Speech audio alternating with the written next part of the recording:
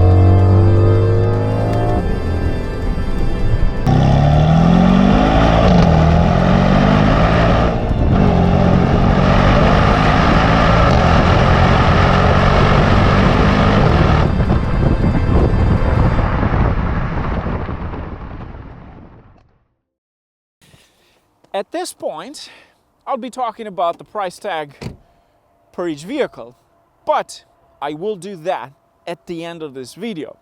So do me a favor, do not look up the price per model, I'll tell you exactly, so wait till the end. Let's talk about each car individually though. Let's start first with the Maserati Levante GTS. I know it sounds a bit Italian, but that's the name. The Maserati, it's quite an interesting car.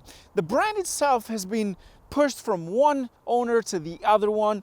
Recently, it's part of the Stellantis, although it's technically FCA. This car, it's a mix of Italian engineering and also American at the same time.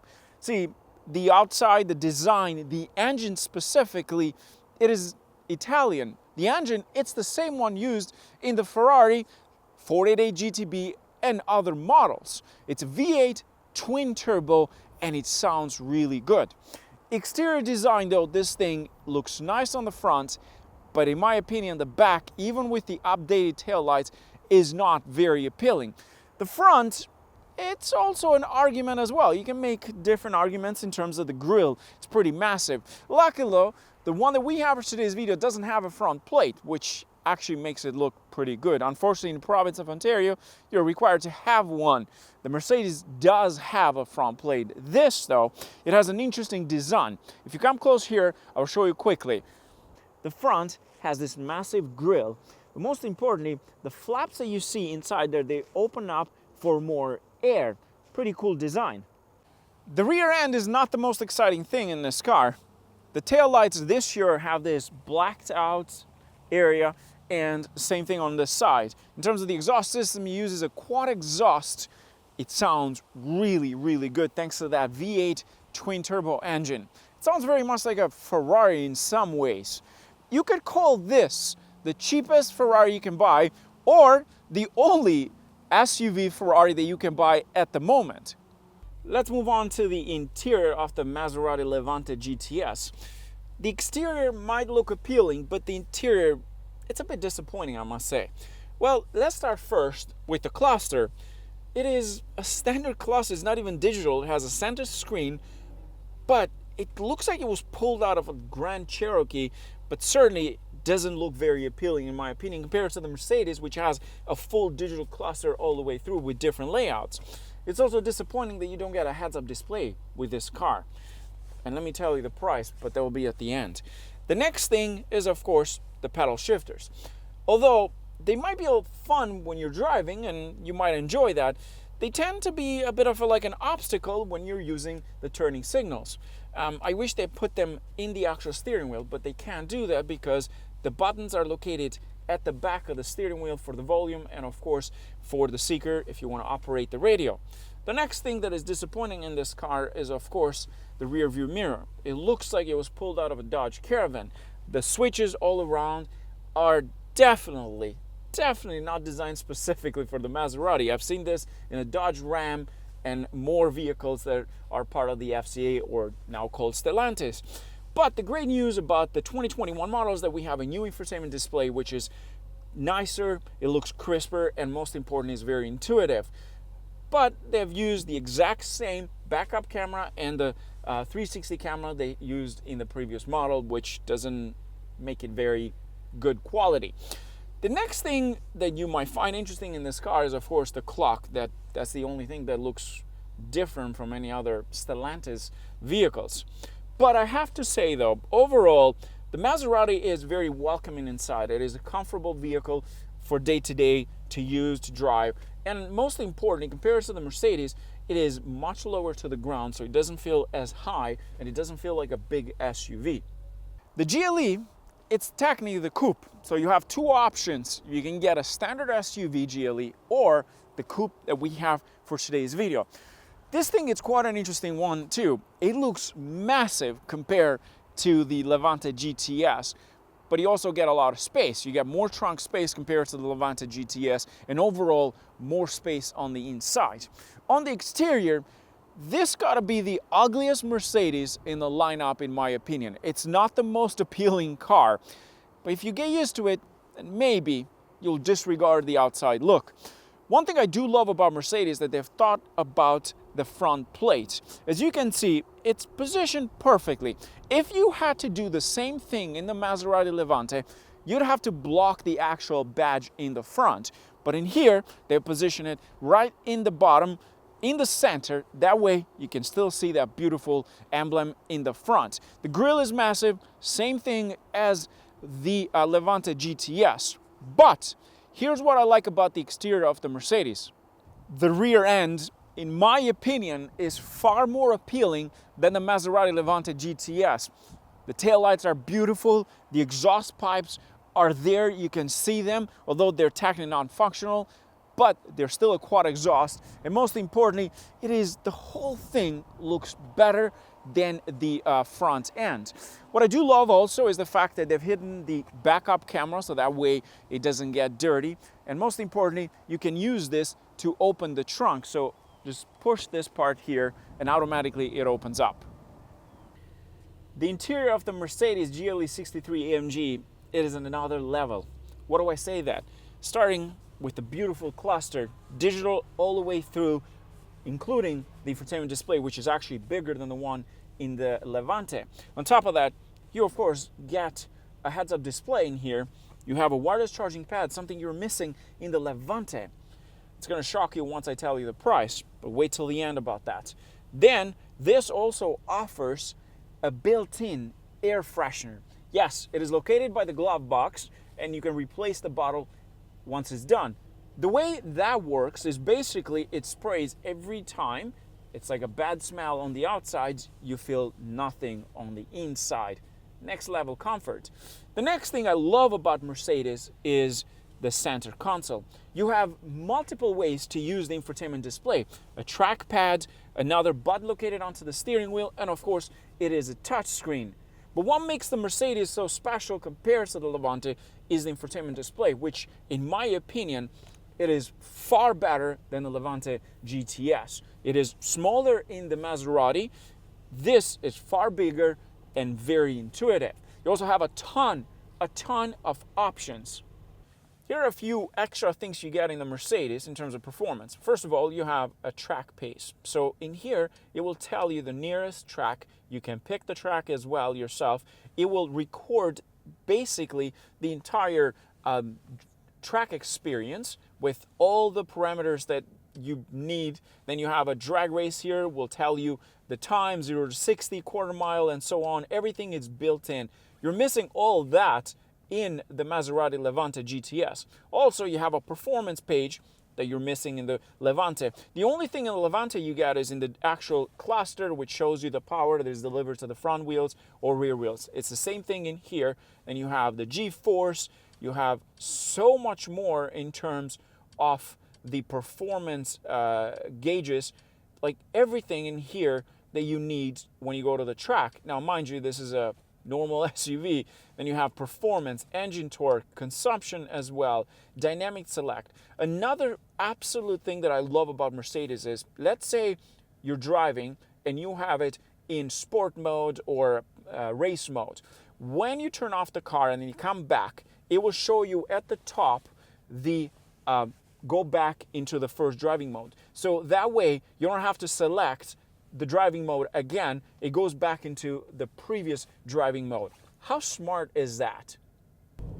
The Maserati might not be the prettiest inside or the most luxurious, but it sounds really good. Come on, 7,000 RPM and go! Go! God damn. This car. 3.8 liter V8 twin turbo, 550 brake horsepower. Yes, this is a Ferrari engine. It is technically the only Ferrari SUV that you can buy at the moment. It's quick, it's delicious. It's like a mix of Italian pasta with some American cheeseburger together in one plate. Sounds pretty good. Again, just the sound, because everything else in this car, it's just a bit disappointing. When you jump into the Mercedes, things change completely. Now you're inside a more luxurious vehicle, comfortable, very high off the ground, feels like a boat, but yet just the interior just makes you forget the Maserati in some ways. The interior from the cluster, the infotainment display, everything in this car feels like the highest luxury you can buy at this point for the money. And the difference between these two is noticeable when you drive one, then you jump into the other one, and you just notice the quality of the Mercedes is next level. I love everything about this car. Everything just makes sense. I have driven both of them for a week and back to back, and I haven't found something annoying about Mercedes yet. On the road, as I said, it feels like a boat, like a heavy boat. Visibility in the back, it's something I can complain about it, but the car has the latest tech features from 360 camera, all the bells and whistles that you need for your protection on the road. When you're parking, you have all that, and they help. But again, that visibility in the back, not my favorite. But here's what I love about this car, and Mercedes in general, specifically the AMG cars. First of all, right now I'm driving in normal roads. It's open country roads, beautiful. Don't have to look for anything. Everything is right in here. Sport Plus, bang. Transmission into manual, bang. Exhaust into full performance. Downshift again, and hammer it.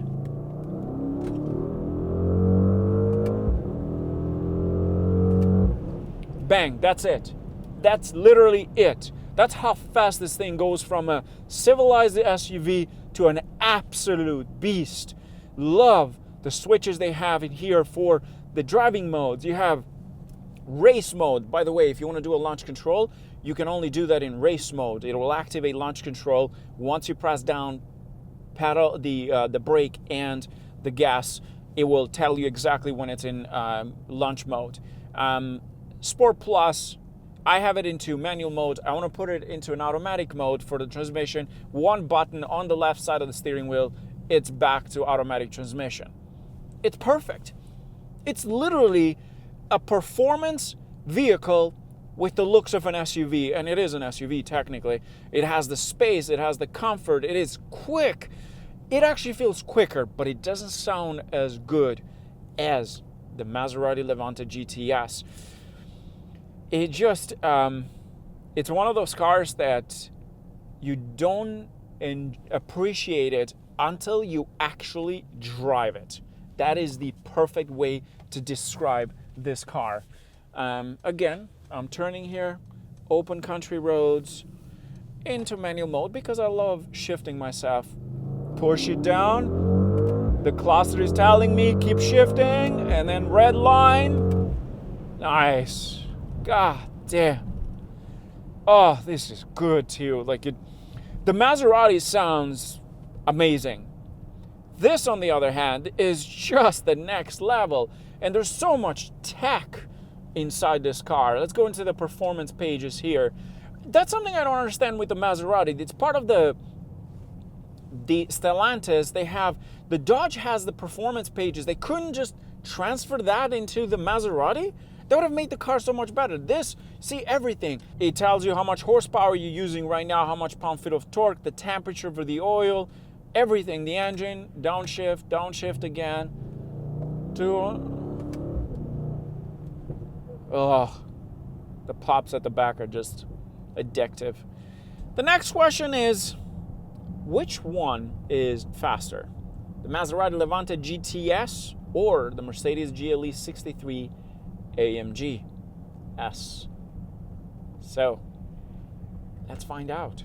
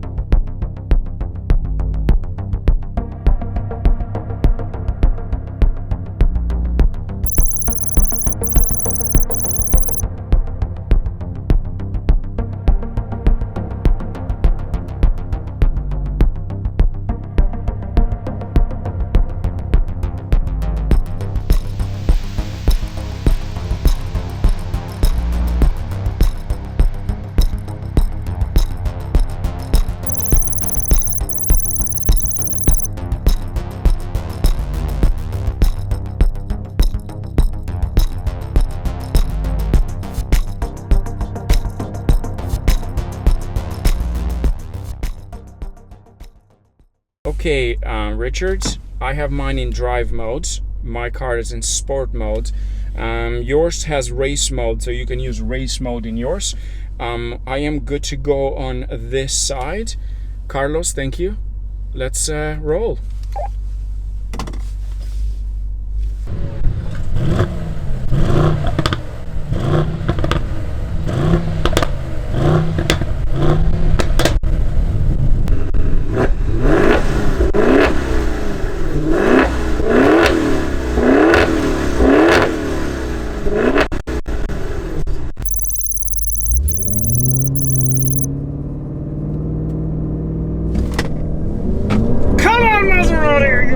Oh, yeah, there's no chance.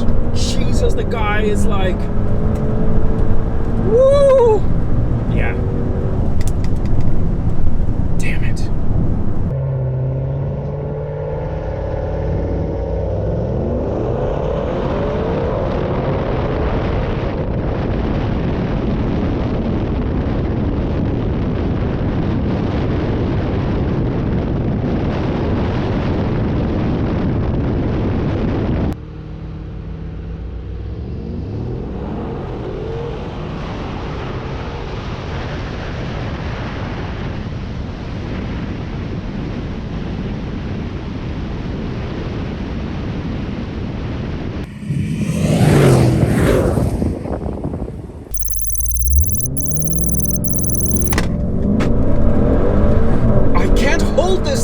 brakes are all the way down. I had a bit of a head start, but he has got me. He has got me by a lot.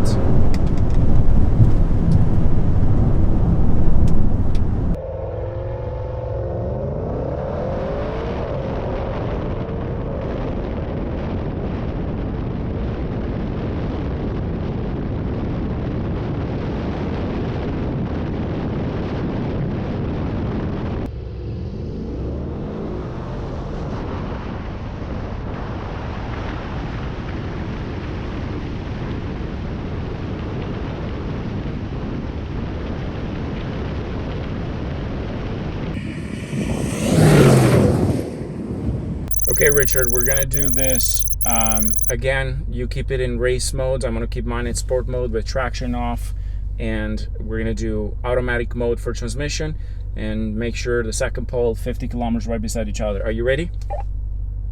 Yep. Let's roll.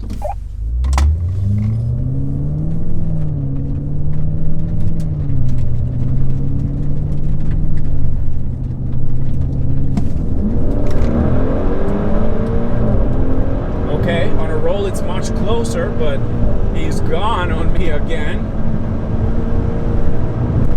Woo! Much closer on a roll.